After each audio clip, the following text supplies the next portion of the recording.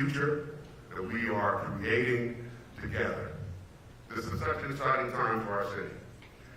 I could go on, but they put the clock on me, so I can't do that. But now it is my distinct honor and privilege to introduce U.S. Secretary of Labor Keith Sunderland for closing remarks. Thank you.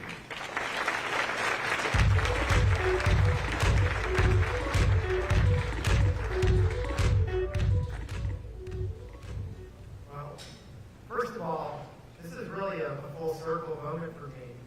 I grew up in Boca Raton. I worked my entire career at a related Ross building right across the street, Phillips Point. And, everything I'm about to say, everything we talk about workforce development, ServiceNow is doing, and everyone here is for, should be disqualified. Because as everyone moved from the Northeast to here, I'm the crazy one that left here to move to Washington, D.C. after growing up here. But, in this job, I have to love every state, every city, every county equally.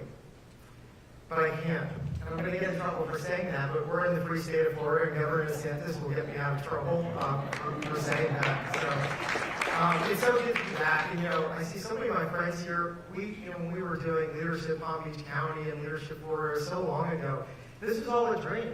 And I was talking to Kelly before, and, when we started doing this in 2008, 9, 10, none of this would be possible. If you told us back then that ServiceNow would be coming here, that this building would be standing here, none of us would have believed it. So this is the perseverance. This is what happens in the great state of Florida with leadership, with Governor DeSantis and your commitment for ServiceNow and related Ross to be doing this, and the local leadership as well. Keith, we met because we have the same name. We sat next to each other at an event a long time ago, and I wanted to get involved, and you helped me get involved here too.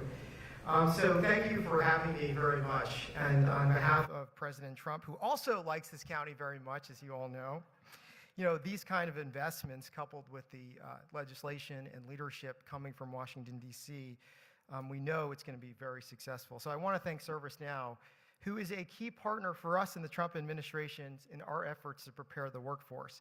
When I've met with Bill before, he came to my office and I was telling you about all these things we want to do with AI and apprenticeships, and you kept saying, I'm in. I'm like, we haven't finished the sentence yet. And I want to do it. We're committed. So I've committed you to a lot. So thank you. The fact that you're expanding into Palm Beach County is proof of your commitment to high-skilled job creation and innovation.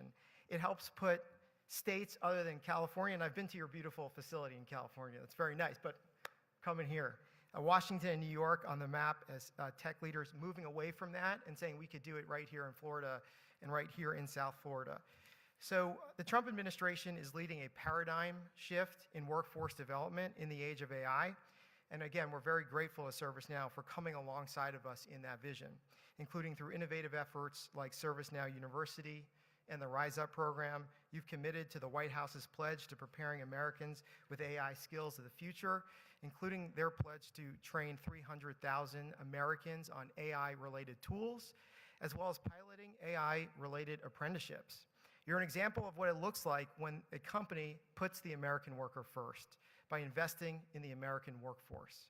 You're a model for how we reduce our reliance on foreign labor and give the next generation of American innovators a chance. And not just those in Silicon Valley, but right here in South Florida. So my presence here today is more than just an excuse to go see my parents in Boca. It's because ServiceNow's efforts are the exact model the Trump administration wants to champion across the country. Last month, the Department of Labor launched America's Talent Strategy. It's our detailed plan on how we will completely overhaul the federal government approach to workforce development. For too long, there's been a persistent mismatch between the training that workers receive and the skills that employers, like the ones in this room today, are trying to hire. In some states, data suggests that only 34% of participants in the workforce are getting training for jobs that actually exist. A core part of our strategy is to move beyond the historical approach of workforce development, which we like to call train and pray model. Just train and hopefully they'll get a job.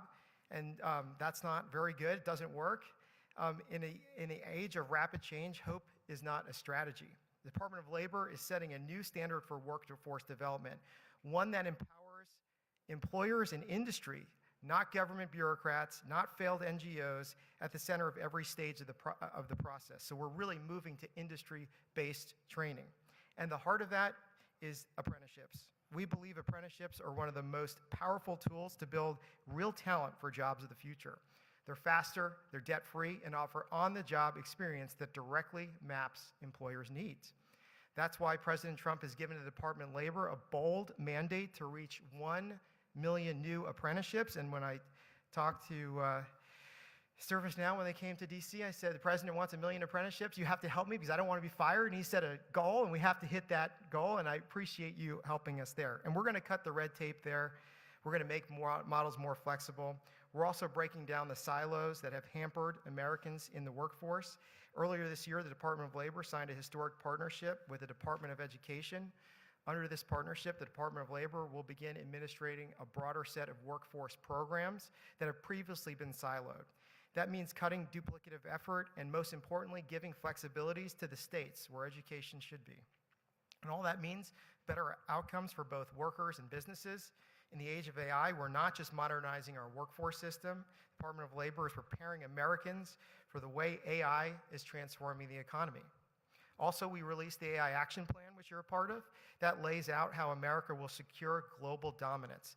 The plan makes clear that the critical role that workforce will play in that, and we're trying to help employees and workers understand AI literacy, and that's a really big tool because the second part of that, too, is the jobs that are going to come, the infrastructure jobs that are going to come with investments like this.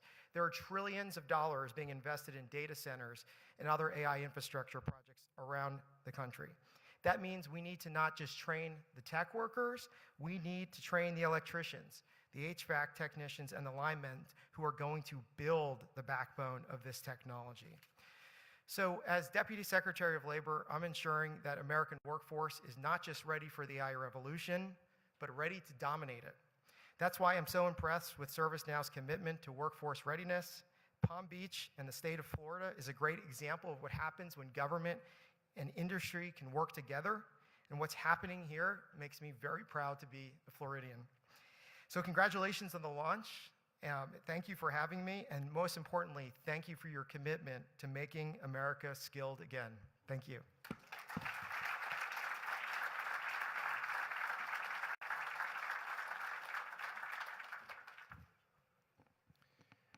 Well, I think we've spent enough of everyone's time today, so we want to thank everyone, obviously, for being here today. Before we conclude, though, I do want to thank all of the Related Ross team and the ServiceNow teams who spent countless hours putting this event together. I think you can imagine how much time and effort goes into something like this. I do want to thank all of you also for being here as well. It's truly a testament to this local community and the vision that we all have collectively of what's going to happen here. And I think, Bill, in 5 years, when you get your CFO, Gina, to sign off another 500,000 square feet, you'll all remember where you were today. We do think this is a monumental moment for the region. So thank you again. Please stick around, network, enjoy some additional conversation, enjoy the reception. Thank you, everyone, for being here today.